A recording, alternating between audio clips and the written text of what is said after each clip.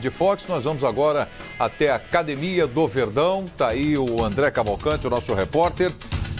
O André, boa tarde. Deixa eu aproveitar e dizer o seguinte aqui.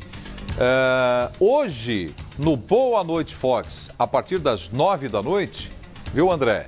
Vocês vão ficar sabendo por que o Romário não jogou no Palmeiras. Ah, é? É. Opa. Vocês sabiam disso? Que houve uma proposta? Sabia, André? 99 o Palmeiras não ganhou o Libertadores da América? Ganhou. Ganhou o Libertadores. O Filipão. Então, e o Palmeiras tinha a intenção de ter o Romário no time para o Mundial. Para o Mundial. Então fica esta interrogação na cabeça do André, na minha e na sua em casa, do Ribeirão também. Na nossa. Da Karine. De todos. Você aqui. também? Sim. E nós vamos saber hoje no Boa Noite Fox a partir das 9. Tudo bem, André? Conte coisas pra gente então, tudo bom? Tudo bem, Nivaldo Preto. Fiquei imaginando agora a defesa do Manchester United naquele ano de 99, imaginando como é que seria a marcação para cima do Romário. Infelizmente, para o torcedor palmeirense, isso não aconteceu. Como vocês podem reparar, a gente está aqui do lado de fora da Academia de Futebol da Barra Funda, CT do Palmeiras, para acompanharmos as atividades dessa segunda-feira. Na verdade, acompanharmos a entrevista coletiva que já aconteceu, entrevista coletiva do lateral direito Jean. Em seguida, tivemos ali um pouquinho de acesso à chegada dos jogadores ao gramado do CT, um comecinho de aquecimento, e aí a gente já foi convidado a sair do CT, a deixar o CT para essa parte de fora aqui, justamente para o técnico Eduardo Batista ter mais privacidade com os seus jogadores. Palmeiras eliminado no Campeonato Paulista, todo mundo sabe, foi no sábado contra a Ponte Preta no Allianz Parque, mas na Libertadores, mudando a tradicional chavinha para outra competição, mudando essa chavinha para a Libertadores. A equipe vai muito bem, obrigado. O Palmeiras é líder do grupo 5 da Libertadores com 7 pontos, 1 ponto à frente do George Wilstermann da Bolívia e está à frente também do próprio Peñarol, que é adversário da próxima quarta-feira. Palmeiras tem 7, George Wilstermann tem 6 pontos, Peñarol tem 3 e em último lugar desse grupo 5 está o Atlético Tucumã da Argentina com apenas 1 pontinho conquistado. Portanto, o Palmeiras tem uma situação quase que confortável na Libertadores, se bem que eu utilizei o termo quase, porque na Libertadores não tem muito disso, tanto que o jogo dessa quarta-feira é encarado como um jogo de risco, ou pelo menos um jogo muito difícil por aqui, pelo lado brasileiro dessa disputa. Quase que uma continuação do jogo entre Palmeiras e Peñarol, realizado 2 semanas atrás no Allianz Parque. Todo mundo se lembra também, um jogo muito aguerrido, muito pegado, tenso, com provocações por parte dos uruguaios. Palmeiras foi fazer o gol ali praticamente no último lance da partida, conseguindo uma vitória importante. Dudu foi expulso e o Dudu, inclusive, é desfalque para esse jogo em Montevidéu. A única baixa do Palmeiras para essa partida. O técnico Eduardo Batista tem várias opções, possibilidades para substituir o Dudu.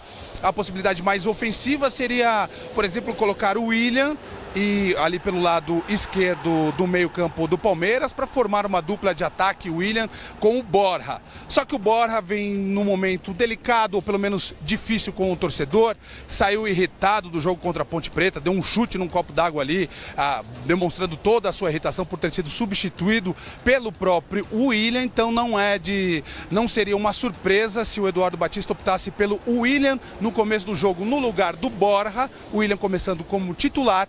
E nessa ausência aí do Dudu, que vai cumprir suspensão por ter sido expulso nesse jogo contra o Peñarol na semana retrasada, o que pode pintar, claro que a gente vai ter que acompanhar os passos da equipe comandada pelo Eduardo Batista, mas o que pode pintar é uma escalação mais preocupada com a defesa, uma preocupação mais recheada no sentido da marcação, e aí nesse caso pintaria o Thiago Santos, mais um volante para segurar o ímpeto dos uruguaios. Como o treino de hoje foi fechado, amanhã o que se espera é uma atividade leve lá no Uruguai, o mistério deve rondar a escalação palmeirense até momentos antes da partida da próxima quarta-feira. Jogo duro, jogo de fase de grupos, mas com aquela pitada de Libertadores que lembra sempre um jogo quase que de mata-mata, um jogo eliminatório. Falei que a gente já acompanhou a entrevista coletiva de hoje, vamos ver e ouvir alguns trechos do que disse o lateral direito Jean.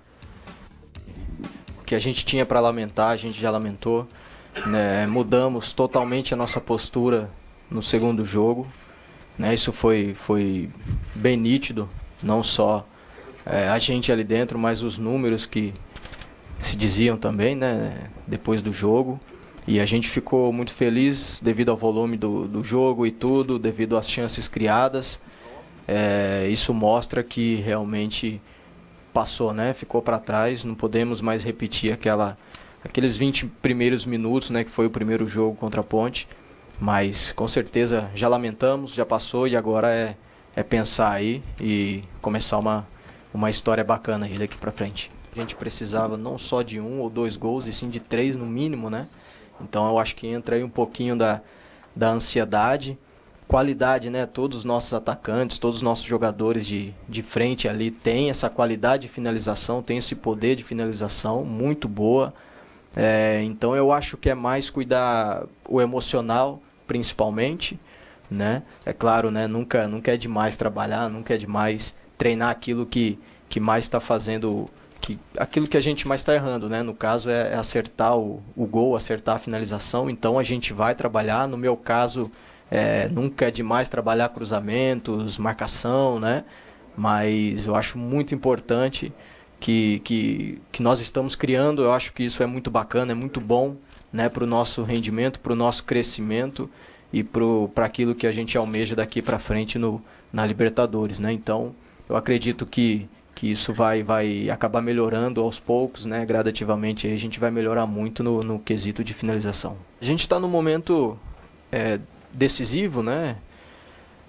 Estávamos aí, agora tem mais 2 jogos aí, né? Importantíssimos. Eu acho que é cedo, cara. Ele, mostrou aí a força que ele tem, né? Mostrou o nome de peso que ele tem. Tanto é que foi muito difícil para ele poder estar vestindo a camisa do Palmeiras hoje. Eu acredito que exige uma adaptação, né? Não é fácil você chegar de outro país sem conhecer o país que você tá entrando, está começando a trabalhar.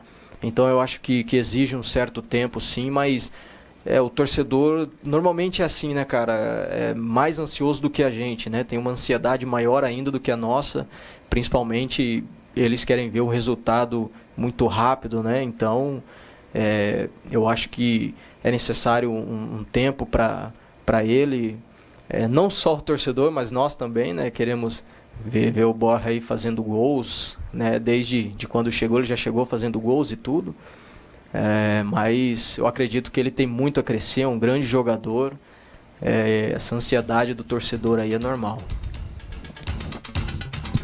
Tá aí, portanto, a palavra do lateral direito Jean, falando sobre Borja, colombiano que começa a ter uma leve contestação por parte do torcedor. Os números do Borja não são tão ruins assim. Ele tem 11 jogos pelo Palmeiras nessa temporada 2017, 11 jogos, 4 gols, mas nenhum gol marcado pela Libertadores. Por isso, não seria de se estranhar, repito, que o Borja comece esse jogo de quarta-feira no banco de reservas e o William comece essa partida como titular. Na parte interna do CT, na parte interna da Academia de Futebol da Barra Funda, CT do Palmeiras, nesse momento acontecendo a atividade mais importante, visando essa preparação para o jogo contra o Peñarol na próxima quarta-feira. Muito mistério, Palmeiras realiza essa atividade. Às 6 horas da tarde de hoje tem o jantar, às 7 horas jogadores já se deslocam daqui da Academia de Futebol no ônibus, levando a delegação para o aeroporto de Guarulhos. O embarque está previsto para as 9h50 saindo de Guarulhos, chegada em Montevidéu, capital do Uruguai, por volta da 00:30. Jogadores chegando no hotel que vai servir de concentração para o Palmeiras por volta da 1 da manhã, mas isso já vai ser missão para o nosso colega, o repórter Fernando Caetano, que já está inclusive em Montevidéu para recepcionar a delegação brasileira. Essas as informações da segunda-feira palmeirense, Prieto e amigos do Boa Tarde Fox. Pois é, André, eu gostaria de conversar com você agora e o Ribeirão a respeito da possibilidade de mudança, então, do time do Palmeiras para esse jogo contra o Peñarol. E para a gente fazer esse exercício, eu gostaria que vocês dois citassem quais são as opções que o Eduardo Batista tem. O André está dizendo aqui que pode acontecer a entrada do Thiago povoar Santos, mais o meio de campo do time do Palmeiras no lugar do Dudu. Exatamente. Quais são as outras opções que ele tem, André, no banco de reserva? Jogadores que estão à disposição do Eduardo Batista.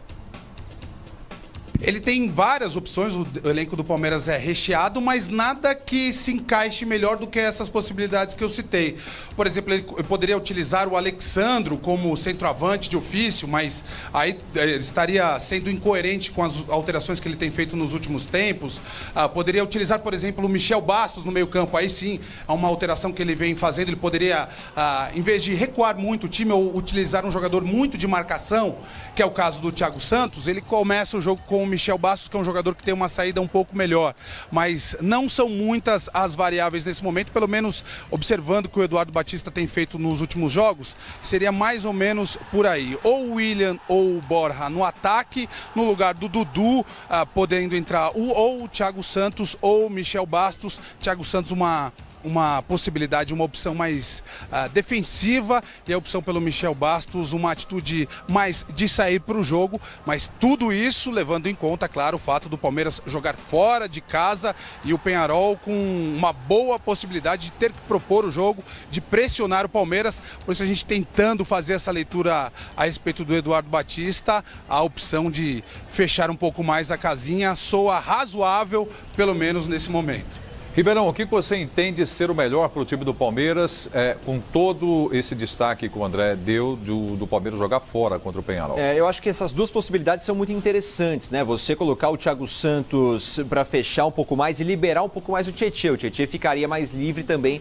para atacar quando o Palmeiras tivesse a bola, com dois jogadores protegendo ali melhor a defesa, até pelos contra-ataques, né? O Peñarol, apesar de jogar em casa, não acredito que vá agredir tanto o Palmeiras, imaginando, né, que o contra-ataque do Alviverde também é muito forte. A opção do Michel Bastos é muito interessante também, porque o Michel sabe fazer essa função de marcação e também tem um poder muito forte ofensivo, além da bola parada. O Dudu é o jogador da bola parada nesse time do Palmeiras e o Michel Bastos pode fazer essa função também. Então, acho que as duas possibilidades são interessantes. Eu optaria pelo Michel Bastos. Você não muda muito o jeito de o Palmeiras jogar e você ainda tem um jogador importante nessa parte ofensiva. O Borja, para mim, acho que deve continuar como titular, e aí o William poderia até fazer a função de lado do campo, que foi do Roger Guedes nesse último jogo, né? Então, eu não acredito que o Eduardo tire o Borja de campo agora,